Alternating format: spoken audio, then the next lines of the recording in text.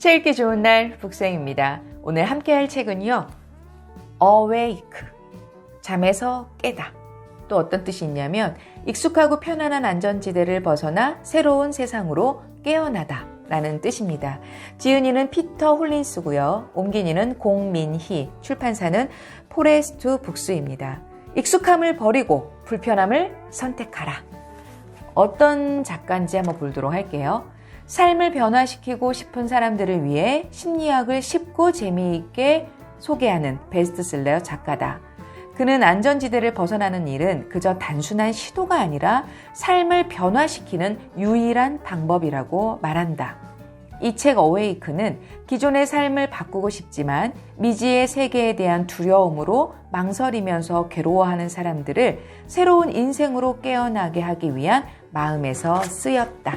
그리고 시작하기에 앞서 시작하며 보도록 할게요. 이 책에서 제일 많이 나오는 단어가요. 바로 안전지대입니다. 개인에게 익숙하고 편안한 곳을 뜻하는 안전지대.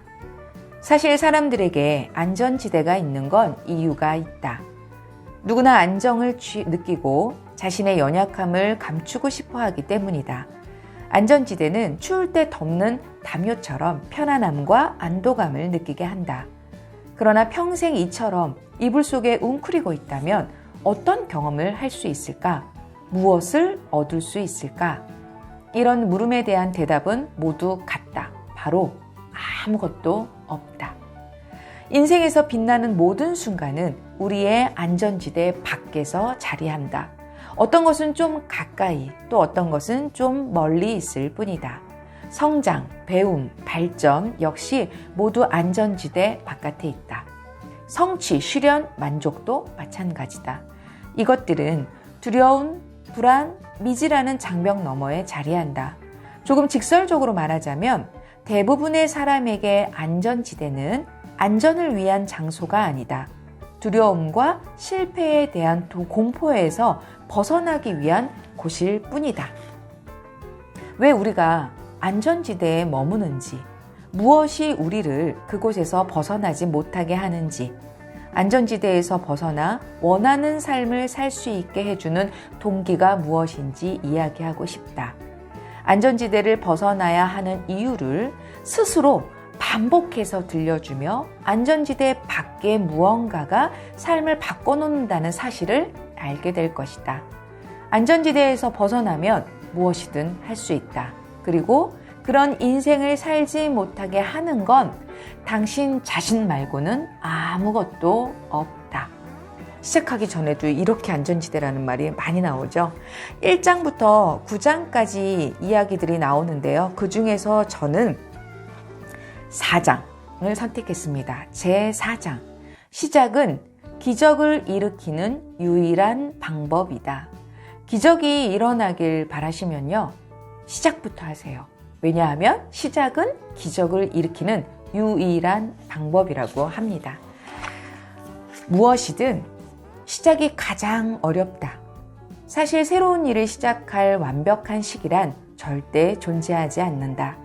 항상 방해 요소가 존재하고 우리는 필연적으로 고통을 경험하게 된다.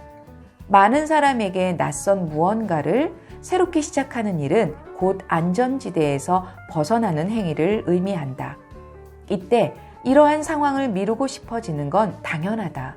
불안한 마음에 최대한 준비를 하기 위함일 수도 있고 너무 두려운 나머지 시도하는 것 말고는 다른 대안이 없을 때까지 어떻게든 피하려는 것일 수도 있다. 그러나 준비라는 명분으로 새로운 시도를 자꾸 미루기만 하면 의도가 어떻든 간에 일종의 공백이 생긴다. 전설적인 처세술 전문가인 데일 카네기는 제가 참 존경하는 분 중에 한 분이거든요. 처세술 전문가, 멋있죠? 처세술. 참 사회생활 하는데 중요한 말인 것 같아요. 처세술. 데일 카네기는 이 점에 대해 다음과 같이 지적했다.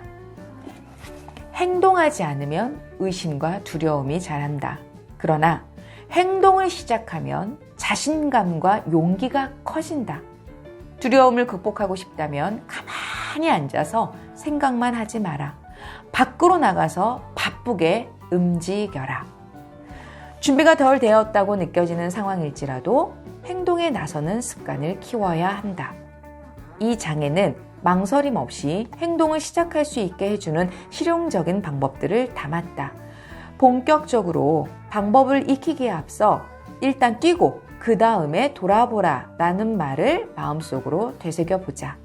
이는 살아가면서 겪는 모든 상황에 적용되는 말은 아니지만 안전지대에서 벗어나는 일에서만큼은 새겨들을 만한 격언이다. 완벽주의는 핑계일 뿐이다. 저는 이거에 참 공감을 많이 했어요. 왜냐하면 제가 스스로를 완벽주의자라고 생각하고 그리고 제 착각 속에 저를 집어넣었던 거예요. 예를 들면 어떤 누구한테 영감을 받아서 나 감사일기를 써야 되겠다. 오늘부터 당장. 그러면 오늘부터 당장 실천을 해야 되는데 잠깐 공책이 어디 있지? 잠깐 예쁜 마음에 드는 색깔 볼펜이 어디 있지? 그게 없잖아요. 그러면 그거 사서 해야지. 3일 뒤에 내가 굳이 감사일기를 써야 되나? 그리고 결국은 안 해요. 그리고 난 스스로 생각해요. 난 완벽주의자이기 때문에 완벽하면 시작할 거야. 평생 못 하겠더라고요. 그래서 어느 순간부터는 그걸 깨닫고 이제는 일단 시작하자. 마음에 들지 않는 색깔이어도 마음에 들지 않는 공책이어도 시작하자. 그럼 계속 하게 되더라고요. 그래서 저는 여기에 참 공감을 많이 합니다. 완벽주의는 핑계일 뿐이다. 완벽주의는 가장 고차원적인 자기 학대로 불리기도 한다. 미루는 버릇은 완벽주의의 가장 보편적인 증상이다. 맞잖아요. 그래서 미루게 되는 거예요. 그리고 나는 완벽주의야. 그래서 착각하고 저는 진짜 반성합니다. 이거 읽으면서. 완벽주의자들은 주어진 과제를 완벽하게 끝내지 못할까봐 두려워하며 시작을 최대한 미룬다. 미리 정해진 목표를 이루지 못하면 스스로 가치가 없다고 느끼기 때문이다. 이들은 실패하면 내부나 외부에서 비난이나 조롱을 듣게 될 거라고 생각한다. 이 두려움이 심해질수록 완벽주의자의 미루는 버릇도 더 굳어진다. 완벽은 어떻게 해서도 이룰 수 없다는 것은 사실 누구나 알고 있다. 완벽한 사람은 물론 어떤 상황에서도 100% 완벽한 일은 존재하지 않는다. 그러니 자기 자신을 완벽주의자라고 부르며 완벽하게 해낼 수 없다고 생각해 시작조차 하지 않는 것은 핑계일 뿐이다. 이들은 정확한 기준이 있는 완벽주의자도 아닐 뿐더러 미루는 버릇은 그저 불편과 변화로부터 자신을 감싸는 행위에 지나지 않는다.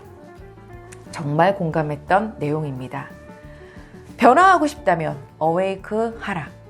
저자는 삶을 변화시키는 모든 기회는 어웨이크에 달려있다고 말한다. 인생의 터닝 포인트는 안전지대 안과 밖의 경계선에 달려있다. 당신은 어느 쪽으로 발걸음을 내디딜 것인가? 그 경계선에 계시다면 안전지대 안에서 안주하고 계실래요? 아니면 안전지대 밖에서 도전하고 또 잠깐 시행착오도 겪을지 모르겠지만 또 도전하고 그러다 보면 내 거가 되지 않을까라고 생각이 듭니다. 이 방송을 보시면서 나는 지금 경계선에서 어떻게 할 건지에 대한 각오도 좋고요. 결단도 좋고 느낀 점을 써보는 것도 좋을 거란 생각이 들어요. 그러면 제가 좀 더 응원하는 답글을 쓰도록 하겠습니다. 오늘도 북쌤이 응원합니다.